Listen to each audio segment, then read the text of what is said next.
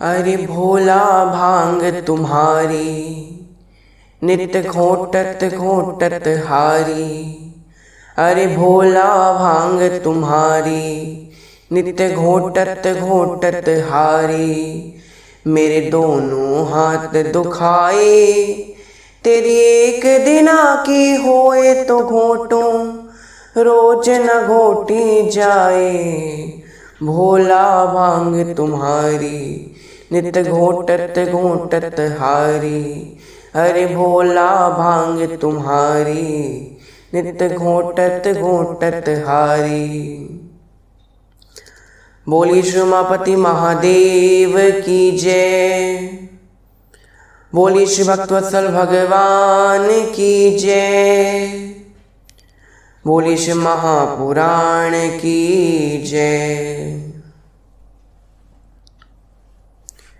सर्वप्रथम आप सभी लोगों को रक्षाबंधन की हार्दिक शुभकामनाएं। ये जो सुंदर सा पर्व है भाई बहन के बीच का, वो आप सबके लिए इस साल मंगलमय हो, ये मेरी कामना है। महादेव जी की कथाएं चल रही हैं और रक्षाबंधन का पर्व भी है। हम में से कितने लोग ही जानते हैं कि महादेव जी की बहन कौन थी? हम में से लोग जानते हैं कि महादेव जी की पत्नी कौन थी, बेटे कौन थे, लेकिन हम में से कुछ ही लोग ऐसे हैं जो जानते हैं कि महादेव जी की बहन कौन थी। अगर आपको ये जानना है कि महादेव जी की बहन कौन थी तो आप अगला वीडियो यानी जो कल वीडियो आएगा उसको ज़रूर देखिएगा। उस वीडियो में हम आपको बताएंगे कि महादेव जी की बहन कौन थी, उनकी बेटियां कौन थी, और गणेश और कार्तिकेय के अलावा भी उनके 3 और बच्चे थे। तो उन बच्चों के बारे में अगर आपको जानना है तो अगले वीडियो में देखेंगे। पूर्व सत्र में हमने महादेव जी के 2 ज्योतिर्लिंगों की कथा को श्रवण किया था। आज हम महादेव जी के शेष जितने 3 ज्योतिर्लिंग बचे हैं उनकी कथा को श्रवण करेंगे। तो आइए आज की कथा को आरंभ करें।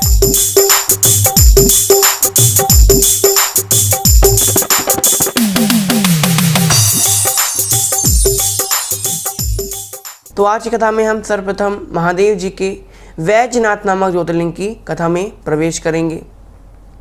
एक बार की बात है, एक असुर था सुमाली। सुमाली की बहन थी श्री केकसी नाम की एक राक्षसी।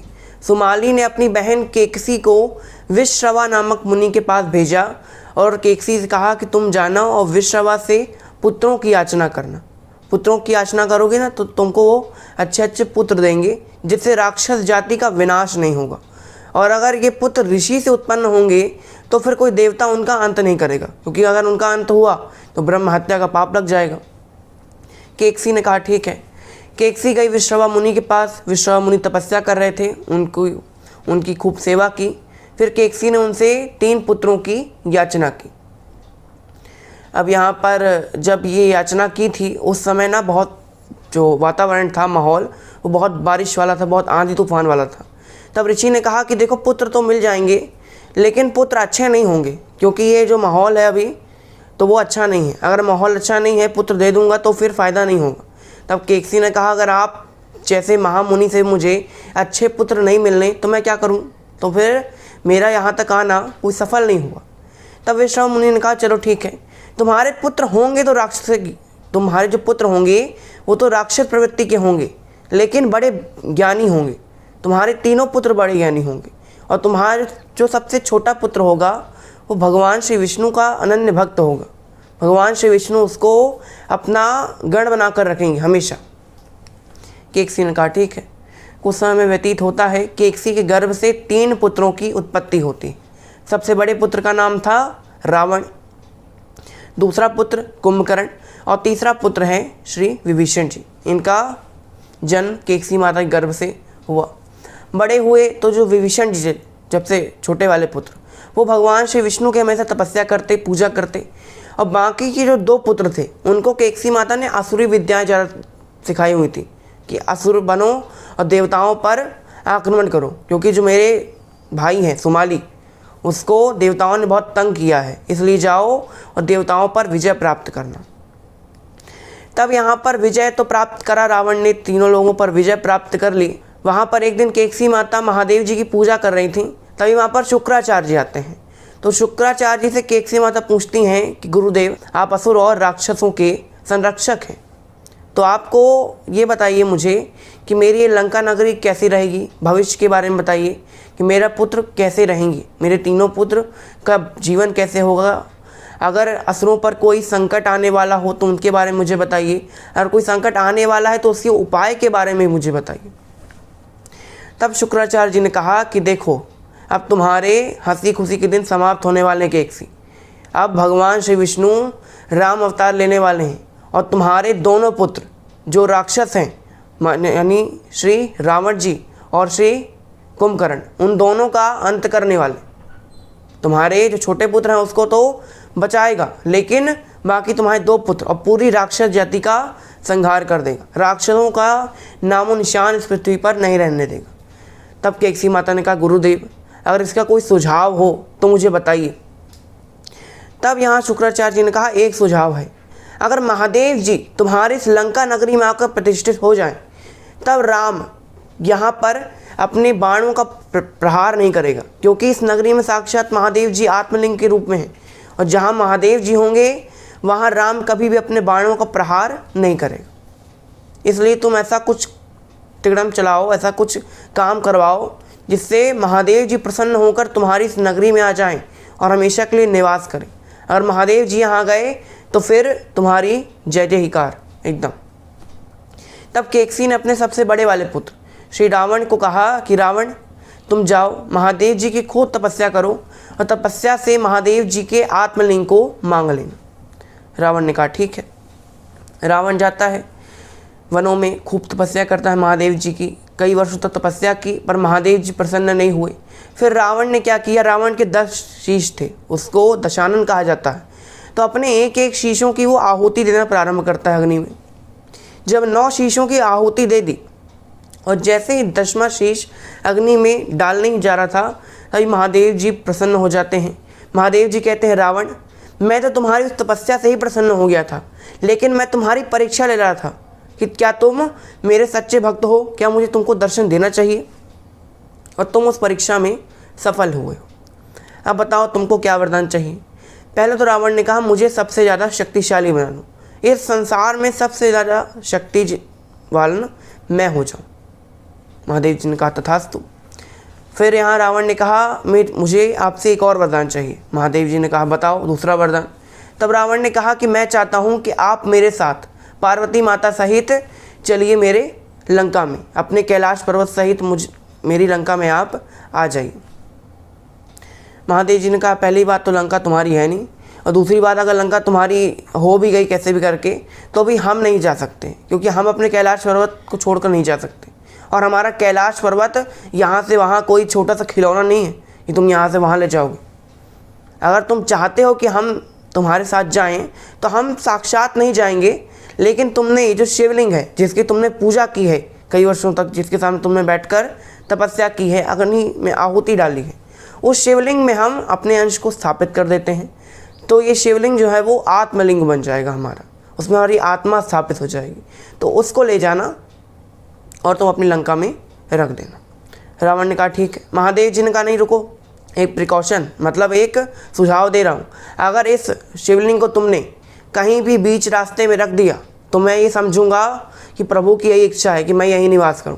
तो तुम अगर इस शिवलिंग को उठा रहे हो तो उठाने के बाद जहाँ रख दोगे वहीं हम स्थापित हो जाएंगे।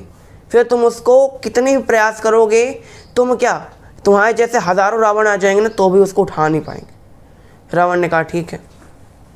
रावण चलने लगा। अब सब देवता बड़े चिंतित, क्योंकि सबको पता था कि रावण का जो आत्मविश्वास है, रावण का बल और रावण का नियंत्रण, उसको कोई रोक नहीं सकता, रावण को कोई हरा नहीं सकता था। बड़े बड़े देवता यमराज भी उसके सामने हार गए थे।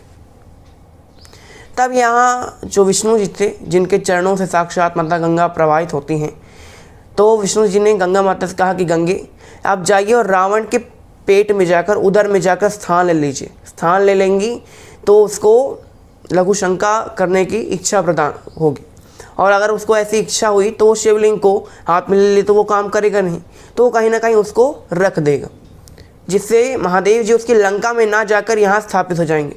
क्योंकि अगर महादेव जी उसकी लंका में गए तो फिर हम अगर अवतार लेंगे भी तो उसका कोई फ़ायदा नहीं।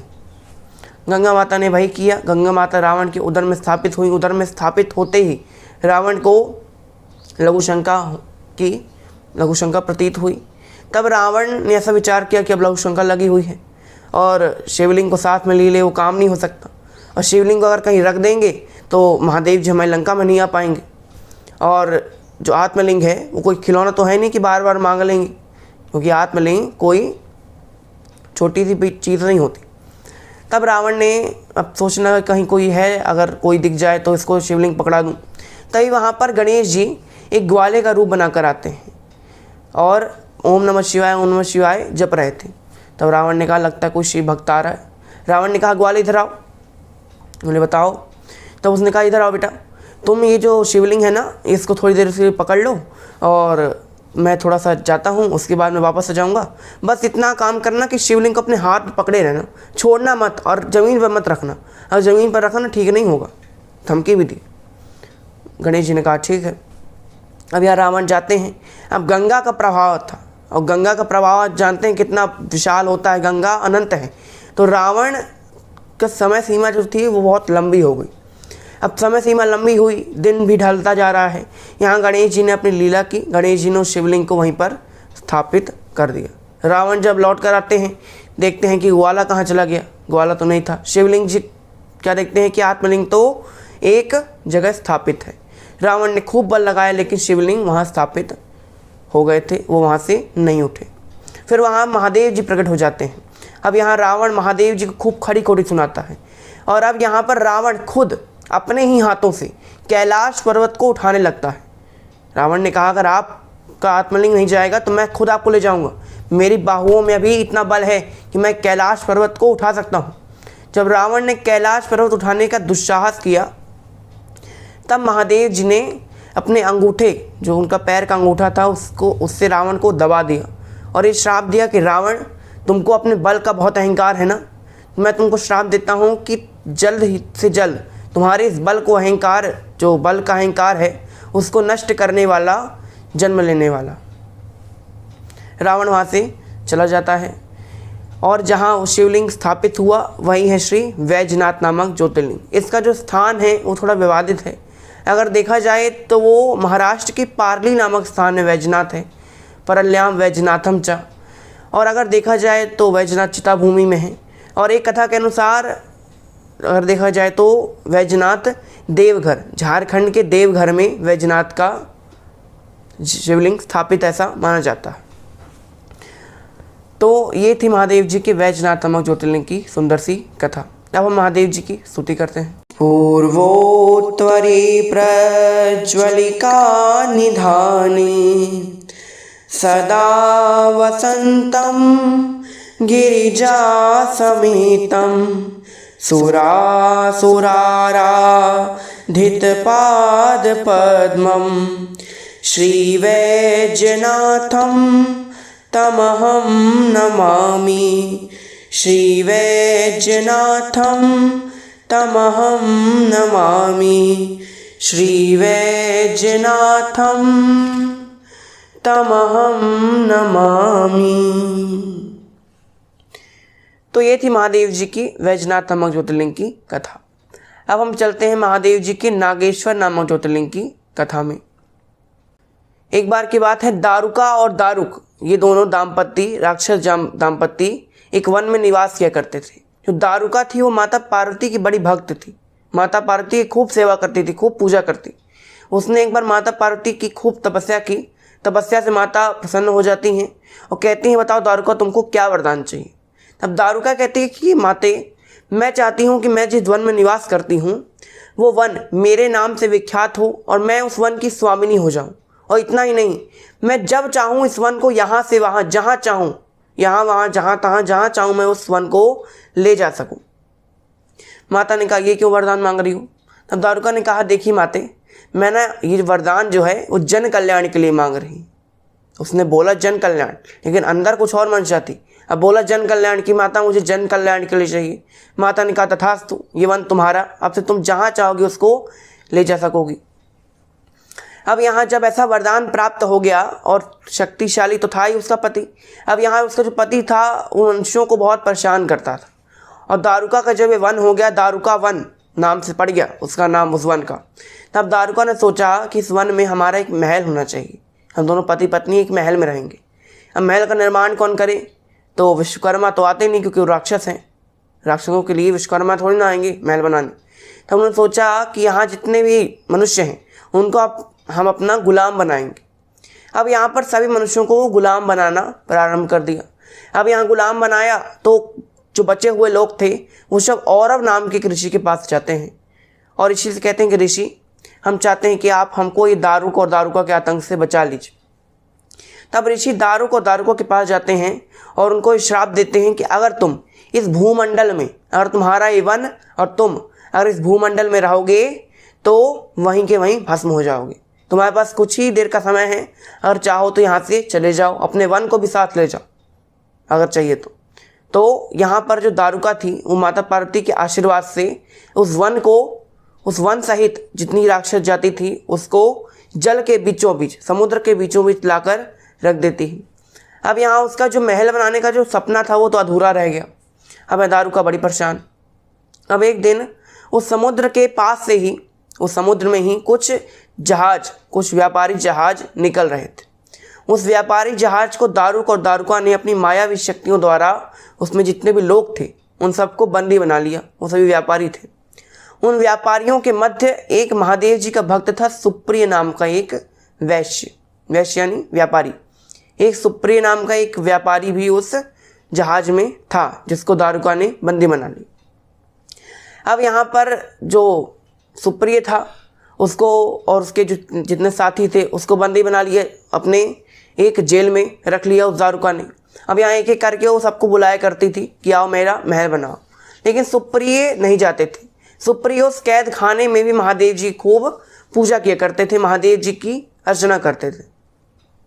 अब यहाँ जब दारुका को पता चला कि हमारा जो आदेश है उसका कोई उल्लंघन कर रहा है, हमारा महल नहीं बना रहा है और ऊपर से महादेव जी की पूजा कर रहा है, तब यहाँ दारुका ने अपने पति दारुक से कहा कि दारुक, तुम जाओ और उस मनुष्य का अंत कर दो जो हमारी बात नहीं मान रहा। अब यहाँ पर दारुका के आदेश को सुनकर जो दारुक था वो सुप्रिय नामक वैश्य पर आक्रमण करने जाता है। जैसे ही वो अपनी तलवार उठाता है वैसे ही सुप्रिय ने जिस शिवलिंग का निर्माण किया था जेल के अंदर और महादेव जी की पूजा की थी, उस शिवलिंग से साक्षात श्री महादेव जी प्रकट हो जाते हैं और अब वो दारुक को मारने वाले हैं। दारुक नाम के जो दैत्य था उसको मारने वाले हैं। तभी दारुका अपने पति की रक्षा करने के लिए माता पार्वती का भी स्मरण करती है। अब यहाँ पर एक तरफ पार्वती माता की भक्त है, एक तरफ महादेव जी का भक्त है। अब यहाँ तो महादेव जी और पार्वती माता के बीच में युद्ध छिड़ जाता है। तब यहाँ पर पार्वती माता दारुका से कहती है, देखो दारुका, मैं तुम्हारे पति को नहीं बचा सकती, क्योंकि अगर मैंने तुम्हारे पति को बचाया तो फिर हमारा जो पति पत्नी का रिलेशन है वो खतरे में हो जाएगा, तुम कोई और वरदान मांग। तब दारुका ने कहा, चलो ठीक है माता, मैं और मेरा पति इस वन से भी कहीं और दूर चले जाएंगे, बस आप इतना वरदान दीजिए कि मैं संतानें उत्पन्न कर सकूं और संतानें उत्पन्न करने के पश्चात मेरी जो संतानें हैं वो इस वन में रह सके। बस मैं इस वन से चले जाऊंगी, मेरे पति चले जाएंगे, बस मेरी संतानें इस वन में रह सकें, ऐसा वरदान दो। माता ने कहा ठीक है तथास्तु। महादेव जी से कहा, महादेव जी इन दोनों को छोड़ दीजिए, ये दोनों इस वन से चले जाएंगे, कभी किसी को तंग नहीं करेंगे, बस इनके बच्चों को इस वन में रहने दीजिएगा, वो बच्चे भी किसी को तंग नहीं करेंगे। महादेव जी ने कहा ठीक है। महादेव जी सुप्रिय को दर्शन देते हैं, वरदान मांगने के लिए कहते हैं। वरदान मांगने के लिए कहते हैं तो सुप्रिय कहता है, महादेव जी अगर प्रसन्न है तो केवल यही वरदान दीजिए कि मैंने ये जो शिवलिंग बनाया है उसमें आप हमेशा स्थापित रहें। महादेव जी ने कहा तथास्तु। तभी से उस वन में, उस दारुका वन में महादेव जी का वो शिवलिंग आज भी स्थापित है और उसको नागेश्वर नाम से प्रसिद्ध है। ये ज्योतिर्लिंग गुजरात के द्वारिका नामक स्थान में, द्वारिका जहाँ है श्री कृष्ण जी की जो नगरी है द्वारिका, उस द्वारिका नगरी के पास ही है ये दारुका का वन। तो उस दारुका वन में ही महादेव जी का नागेश्वर नामक ज्योतिर्लिंग है। बहुत सुंदर सा ज्योतिर्लिंग है, कभी जाइए आप लोग दर्शन कीजिए। तो हम महादेव जी की स्तुति करते हैं। याम ही सदसंगे नगरे तिरम्मे विभूपितांग विविधैश्य भोगी सद्भक्ति मुक्ति प्रदमीशमेकं श्रीनागनाथं शरणं प्रपद्ये श्रीनागनाथं शरणं प्रपद्ये श्रीनागनाथं शरणं प्रपद्ये। तो ये थी महादेव जी के नागेश्वर नामक ज्योतिर्लिंग की कथा। अब हम चलते हैं महादेव जी के अंतिम ज्योतिर्लिंग श्री घुश्मेश्वर नामक ज्योतिर्लिंग की सुंदर सी कथा में। एक बार की बात है, दक्षिण भाग में, भारत के दक्षिण भाग में देवगिरी नामक पर्वत के पास एक सुधर्मा नाम के, भरद्वाज गोत्र में जन्मे हुए सुधर्मा नाम के एक ऋषि रहा करते थे। उनका विवाह सुदेहा नाम की एक सुंदर सी कन्या के साथ हो गया था। वो सुदेहा के साथ अपना दाम्पत्य जीवन अच्छी तरह से व्यतीत कर रहे थे, परंतु उनकी कोई संतान नहीं थी। उनके पास सब कुछ था, महादेव जी की भक्ति करते थे, लेकिन उनकी कोई संतान नहीं थी। अब संतान नहीं थी तो जो आगे पीछे के जो लोग थे, मोहल्ले वाले, बहुत परेशान करते उन दोनों को। तो सुदेहा थी, वो भी हमेशा परेशान रहती कि मेरी कोई संतान नहीं है, मेरा अगर एक पुत्र होता, एक पुत्री होती तो कम से कम हमारा भी जीवन हमेशा अच्छी तरह से बीतता। तब सुदेहा ने अपने पति को सुझाव दिया कि पति देव, मैं चाहती हूँ कि आप मेरी छोटी बहन घुश्मा के साथ विवाह कर लीजिए। घुश्मा के साथ विवाह करेंगे तो इसमें मेरा ही फ़ायदा है, आपका फ़ायदा। मेरा फ़ायदा ये है कि कम से कम एक बच्चा आएगा, किलकारी गूंजेंगी तो मेरे मन को भी शांति मिलेगी और आपका वंश भी आगे बढ़ता रहेगा। सुधर्मा जी ने कहा, नहीं नहीं, एक ही पत्नी होनी चाहिए, एक ऋषि को ऐसे ज़्यादा विवाह नहीं करने चाहिए, एक से ज़्यादा। तब सुदेहा ने कहा, नहीं नहीं, आप कर लीजिए, क्योंकि हमारे पास पुत्र नहीं है। तब सुधर्मा ने कहा, हम कर तो लेंगे, लेकिन सबसे ज़्यादा परेशानी आपको जाने वाली। सुदेहा ने कहा, नहीं नहीं, आप कर लीजिए विवाह, कोई परेशानी नहीं जाएगी। तब यहाँ पर सुधर्मा नाम के ऋषि ने सुदेहा की छोटी बहन घुश्मा के साथ विवाह कर लिया। घुश्मा श्री ऋषि सुधर्मा के साथ रोज बैठकर अपने घर में महादेव जी की खूब पूजा किया करती थी। कई सारे पार्थिव लिंगों का निर्माण करती, उनकी पूजा करती। अब पूजा के पश्चात महादेव जी की उन शिवलिंगों को नदी में जाकर बहा देती थी। ये नित्य का कर्म था। उनकी पूजा से प्रसन्न होकर महादेव जी उनके झोली में एक बालक को डाल देते हैं, यानी उनकी जो घुश्मा थी वो गर्भवती हो जाती है। गर्भवती हुई, बेटा हुआ। अब बेटा हो तो सुदेहा को जो थी घुश्मा से जलने लगी। अब थोड़ी जलन थी। अब थोड़ा बड़ा हुआ बेटा, बेटे का विवाह हो गया, बेटी की अब बहू आ गई। अब बहू आई तो अब तो घुश्मा से सुदेहा बहुत जलने लगी।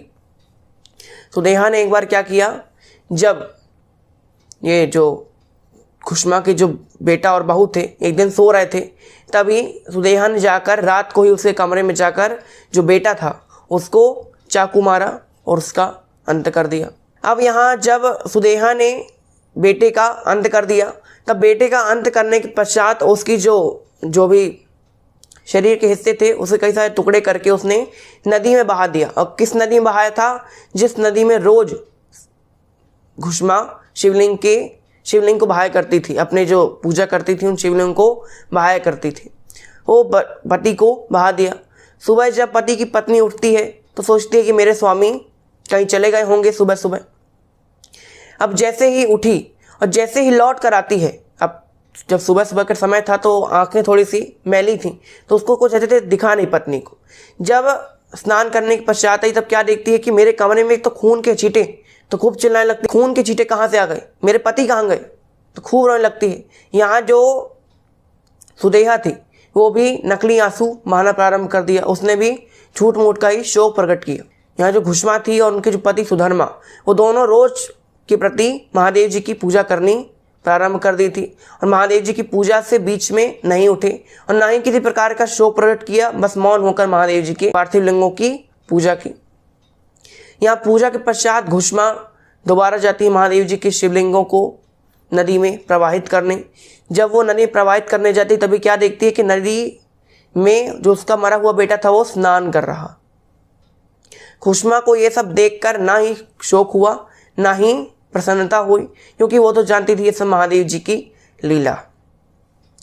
बाद में महादेव जी वहाँ पर प्रकट हो जाते हैं और घुश्मा से कहते हैं, घुश्मा हम तुम्हारी भक्ति से बहुत प्रसन्न हैं, तुमने अपने पुत्र से ज़्यादा हमारी भक्ति को महत्व दिया है, इसलिए तुम बताओ कि तुमको क्या वरदान चाहिए।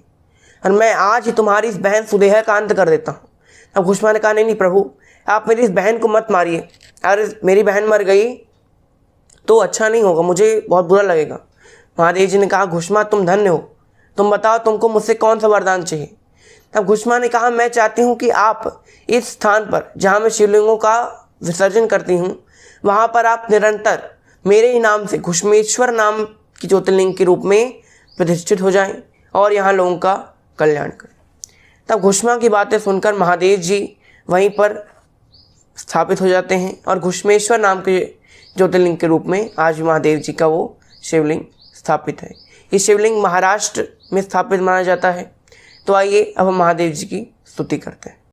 इलापुरेरम विशालके अस्मिन् समुल्लसन्तं च जगद्वरेण्यं वन्दे महोदार तरस्वभावं घृष्णेश्वराख्यं शरणं प्रपद्ये घृष्णेश्वराख्यं शरणं प्रपद्ये घृष्णेश्वराख्यं शरणं प्रपद्ये।